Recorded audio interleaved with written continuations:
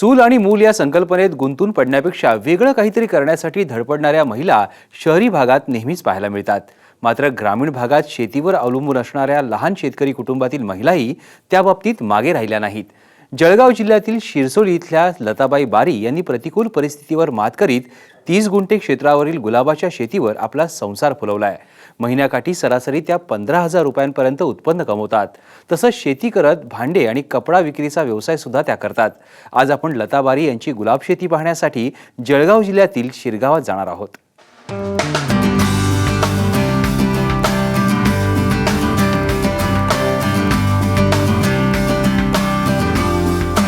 लताबाई बारी यांचे पती दिगंबर बारी यांना जमिनीच्या वाटणीतून केवळ 74 गुंठे जमीन आली। अशातच दिगंबर यांना केळी लागवडीतून नुकसान झालं।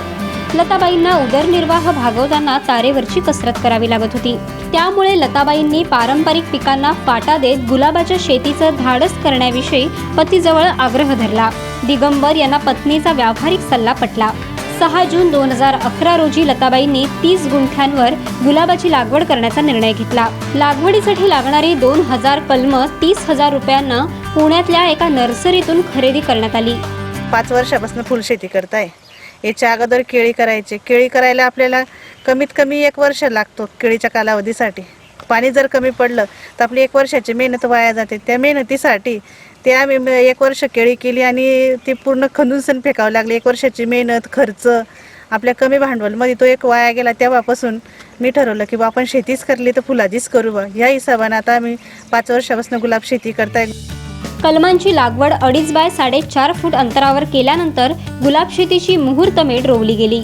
गुलाब बहरल्यानंतर फुलझाडांच्या छाटणीपासून ते भल्या पहाटे सकाळी 6ला शेतात पोहोचून विक्रीयोग्य फुलांच्या तोडणीचं काम स्वतः लताबाई आपल्या पतीसोबत करू लागल्या। माहेरी शेती कामाचा अनुभव नसताना कष्टाची तयारी त्यांनी ठेवली। लताबाईंचा दिवस सकाळी 4 वाजता सुरू होतो। मुलांची शाळेची तयारी करून सकाळी 6च्या आत त्या शेतात पोहोचतात। शेतात पोहोचल्याच्या नंतर वेळेवरती आपला हा जवळ संपूर्ण माल असतो हा निघाला पाहिजे। त्या मालासाठी खूप घाई करून सण व्यवस्थित माल काढून सण हा माल आपण 25-25च्या गड्ड्या कराव्या लागतात। त्या गड्ड्या 25च्या झाल्याच्या नंतर एकत्रित त्याची 100ची एक जोडी बनावं लागते आणि तिथे रचावं लागते।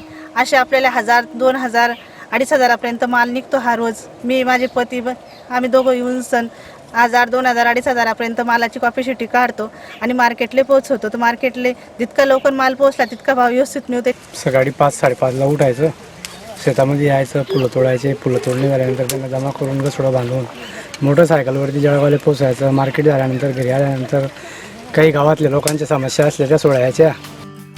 गुलाबाच्या शेतीचा अनुभव घेत असताना त्यावरील विविध हवामानात पडणारा रोग आणि कीड यांची माहिती सुद्धा लताबाई बारी यांनी करून घेतली आहे। रोग आणि किडींच्या बंदोबस्तासाठी नेमकी कुठल्या वेळी कोणती कीटकनाशकं फवारावीत याचंही ज्ञान त्यांनी आत्मसात करून घेतलं।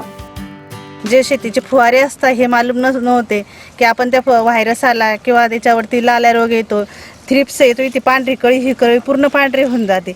ही कळी पांढरी झाल्यावर इथपर्यंत येते, इथून आल्यावरती नवीन फूट निघत नाही।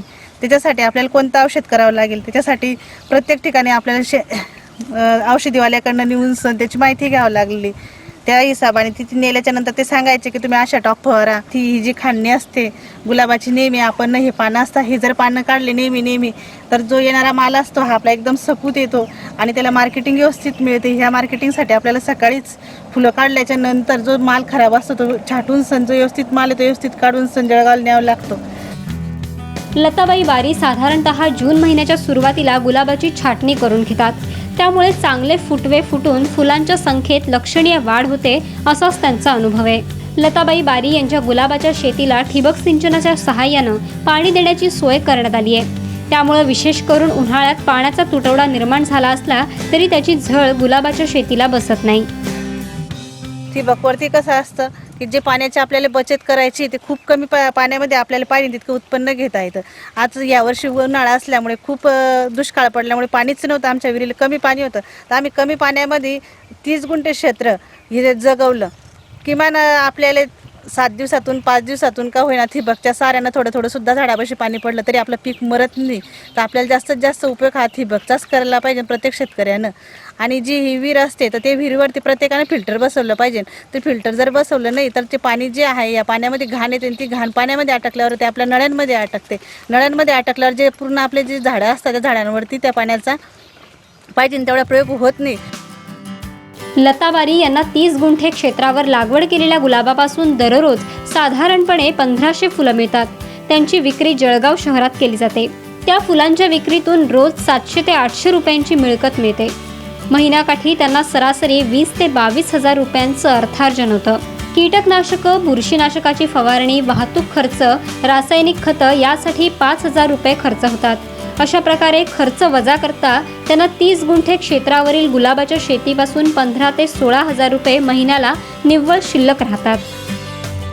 आपल्याला जे मार्केटिंग असतं हे तर दिवाळी, दसरा, लग्न सराईमध्ये याला भाव खूप असतो. केव्हा केव्हा 100 मिळतं, केव्हा 200 किंवा 250. हे असे रोजचं मार्केटिंग बदलत असतं. एखाद्या वेळेस सगळ्याकडचा माल जास्त आला तर भाव कमी होतो आणि माल कमी आला तर भाव जास्त मिळतो. त्याच्यासाठी आपण जर निगा ठेवली तर आपला जर माल व्यवस्थित असला तर आपल्यासाठी गिराईक थांबून सण आपल्या मालाला व्यवस्थित भाव मिळतो. असे हे फुलं आमचे रोजचे 1500-1600 रुपयाचे निघतात आणि महिन्याकाठी 20-25 हजार रुपये आपल्याला मिळतात. त्याच्यातले आपल्याला 5 हजार रुपयाचा फुवाऱ्याचा खर्च येतोच. लताबाई बारी गुलाबाच्या शेतीशिवाय घरी भांडी आणि कापड विक्रीचा जोडधंदाही करतात. त्यातूनही त्यांना महिन्याकाठी 5 ते 6 हजारांची कमाई होऊन जाते. त्यावर त्या आपला घर खर्च आणि मुलांच्या शिक्षणाचा खर्च भागवतात. शेतीतून मिळणारं उत्पन्न शिल्लक राहतं. घरी गेल्याच्या नंतर थोडंसं राहिलेले घरातले कामावरून नंतर मी भांडी, कपडे असे 2 किरकोळ घरगुती व्यवसाय म्हणून आज 5-6 वर्षापासून करते. तिच्यामध्ये मला किमान रोजचे 200, 250, 300 रुपये तर असे महिन्याच्या काठी 5-6 हजार रुपये मिळताच. तर तो खर्च जो असतो आपला महिन्याचा तो हा घरचा वरच्यावर निघतो. आणि हे जे शेतीचं जे उत्पन्न आहे 20-25 हजार रुपये हे आपल्याला दर महिन्याला मागे टाकून आपल्या मुलांच्या शिक्षणासाठी इतर गोष्टींसाठी आपल्याला नेहमी आपल्यापाशी बॅलन्स असतात. लताबाई बारी गुलाबाच्या शेतीबरोबरच सकाळ माध्यम समूहाच्या तनिष्का महिला व्यासपीठ तसंच जळगाव पंचायत समितीच्या सक्रिय सदस्य म्हणून काम करतात. यापूर्वी त्या शिरसोली ग्रामपंचायतीच्या सदस्या म्हणूनही कार्यरत होत्या. पदाचा वापर लोकहितासाठी करण्यावर त्यांनी नेहमीच भर दिलाय. शेतीतल्या वेगवेगळ्या प्रयोगाबद्दल त्यांना कृषी विभागातर्फे आत्मा योजनेअंतर्गत गौरवण्यात सुद्धा आलंय. एक डाळ मिल पाहिली. त्या डाळ मिलमधून मी महिलांना सांगितलं की आपल्याला याच्यामधून बेसन पीठ घेऊन आपण 50 किलोची गोणी घ्यायची आणि 1-1 किलोची पॅकिंग करून प्रत्येक दुकानदाराकडे पोहोचायची. अशी आम्ही महिला तयारी करत आहातच. तसंच आता हा जो माझा गुलाब आहे ते ह्या गुलाबातून सुद्धा मी पुढच्या महिन्यापर्यंत प्रशिक्षण घेऊन याच्यापासून गुलकून बनवून महिला आणले. त्याच्यामधून उदरनिर्वाह होईल अशा कामांचं व्यक्ती. लताबाई बारी यांच्या यशात दिगंबर बारी यांचा मोठा हातभार असतो. केळी लागवडीत हातखंडा असताना पत्नीनं केलेल्या गुलाबाच्या शेतीचा निर्णय त्यांना सुरुवातीला अजिबात आवडला नव्हता. मात्र गुलाब फुलांच्या विक्रीतून चांगली आर्थिक प्राप्ती होत असल्यानं तेही समाधानी आहेत. तसंच आई वडील भल्या पहाटे उठून शेतावर गुलाबाच्या फुलांची तोडणी करण्यासाठी जात असल्यानं मोठा मुलगा या नात्यानं भूषण घरातली सर्व कामं आवरून घेतो. सुट्टीच्या दिवशी खेळण्यात वेळ वाया घालवण्यापेक्षा शेतात जाऊन आई वडिलांना मदत करतो. पण फुलशेती करा ते मला आवडायची नाही. मला पानमळ्याचं आणि केळीचं जड होतं. त्याच्यापासून फुलशेतीपासून थोडा आमचा उदरनिर्वाह चांगला झाला. 2 पैसे मिळायला लागले. परत मी अजून दुसरी 20 गुंठ्यामध्ये 2100 गुलाब लावला नवीन. परत 10 गुंठे मोगरा लावला. त्याच्यापासून बराचसा त्यांचं ऐकल्यापासून बराचसा फायदा झाला. सुट्टीच्या दिवशी सकाळी येणे फुलतोड्याला येते. आई घरी राहते. आई मग सर्व सामान घरचा करून ठेवते, आवरून ठेवते. आणि मग मी घरी 8 वाजता इथून गेलो की मग लगेच 12 वाजता येणं पडतं. मग बाहेर आलं की बाहेर मागे फिरणं पडतं. आणि मग ते पुंजे फेकूनचं इथले पाय देख करणे पडते. मग ठिबकच्या नळ्या कधी बंद असल्या त्या चालू करण्या पडतात. लताबाई बारी अल्पभूधारक असूनही फक्त स्वतःच्या हिमतीवर त्यांनी गुलाबाची शेती बहरवली आहे. तसंच भांडी आणि कापड विक्रीचा जोडधंदा करत आपला संसार फुलवला. त्यांचा आदर्श घेऊन ग्रामीण भागातल्या महिला निश्चितच प्रगती करू शकतील असा विश्वास व्यक्त करायला हरकत नाही. जितेंद्र पाटीलसह ब्युरो रिपोर्ट, साम टीव्ही, जळगाव.